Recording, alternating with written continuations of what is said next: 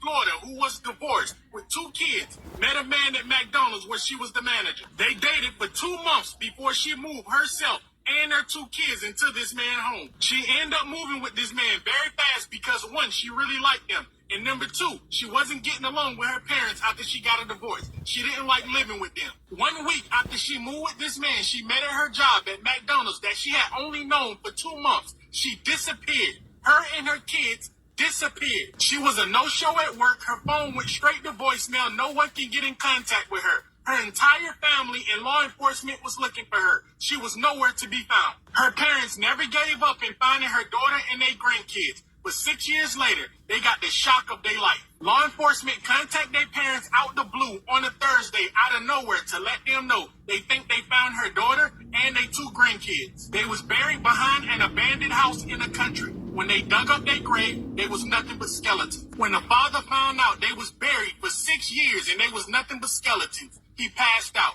Let me explain. No one never knew who this woman was dating that was working at McDonald's because she kept her dating life private. She would never talk to anyone about her dating life. And the fact that she kept her dating life private, that was one reason her and her parents didn't get along. She would let her parents watch the kids while she go out with random men. The parents never knew who she was going out with, and they didn't like it one bit. Also, when this woman divorced her husband, which was the father of her kids, they wasn't talking anymore since they got a divorce. The father haven't seen his kids in over 6 months. But law enforcement got a huge break in the case when 2 men got locked up for taking the life of a stripper. They tortured her, they raped her, and beat her to death. When both of them men got locked up for taking this stripper life, one man wouldn't talk to law enforcement, and the other man was willing to talk to law enforcement. He told law enforcement he know where some bodies at in the country. He would tell them if they can cut him a deal. Law enforcement told him if he can take them to the body and show them exactly where the body at and tell them who is involved, they said they'll try and cut him a good deal or get him a reduced prison sentence. The man agreed and took law enforcement to the bodies. They dug up the bodies, and that's where they found 3 skeletons, a woman and 2 daughters. When they dug up the skeletons, one of the cops threw up.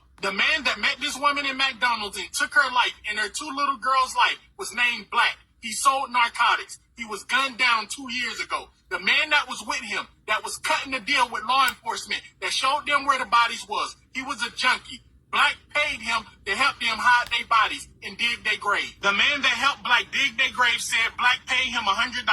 And he used $100 to get his fix. So this man ended up getting a break on this prison sentence because not only he showed them where the bodies was, the man he was helping that he was recently locked up for trying to get rid of a stripper body, he told them everything that happened. When the family found the bodies of their daughters and their grandkids, they was heartbroken all over again, but it brought them a little closure. People, be very careful who you date. The devil walk around in plain daylight looking like you and me.